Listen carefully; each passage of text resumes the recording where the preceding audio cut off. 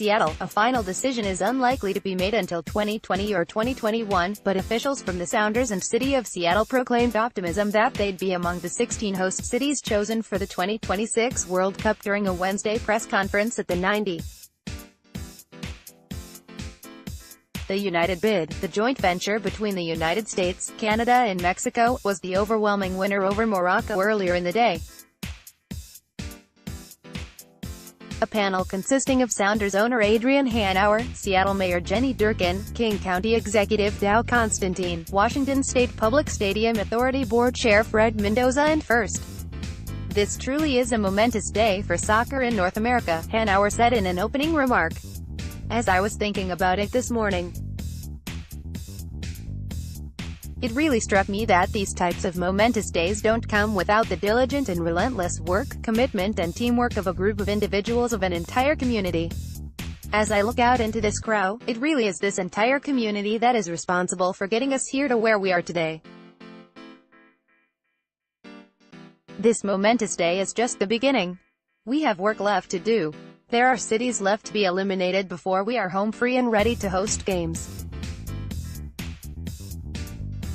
I am confident that we will get those games, we will host the World Cup, and we will leave a tremendous legacy and inspiration and a continued foundation for the growth of soccer in our community and in our country." The selection process, for which 16 venues will make the final cut, is not yet formalized, so Wednesday's conference doesn't mean much in the actual selection process. It did, however, provide the opportunity for club, stadium and government officials to get on the front foot to try and assuage any discomfort that may exist regarding potentially hosting part of the tournament.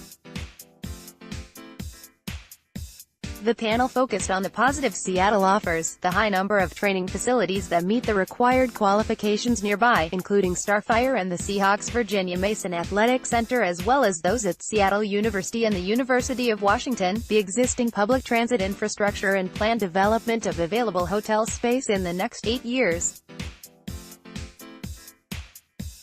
Asked about the issue of putting grass on top of CenturyLink's turf field, Arnold said he felt that the venue had proven track record of successfully integrating grass for major events. Hanauer focused on developments in technology and the amount of time Seattle would have to find a solution. "First, grass at CenturyLink has been fantastic over the course of time," Hanauer said. "Second, we will have more time to prepare than times in the past. Third, technologies are changing. There are even new technologies today that there weren't around 5 years ago, like larger trays, more stable trays that U.S. soccer has been working with. I think that's a non-issue in terms of our preparedness for hosting." One question the panel could not immediately answer was who would shoulder whatever financial burden hosting the tournament may incur. Hanauer felt it would be worse to miss hosting than to incur a cost to do so. "It's an important question, and one that will have to be dealt with," Hanauer said. "I guess I would take the opposite tack though and say there are a lot of costs to not hosting a World Cup in Seattle. This is the most important sporting event on the planet. It is the highest profile event to showcase our community. It will be the lasting legacy for our children, for our entire region.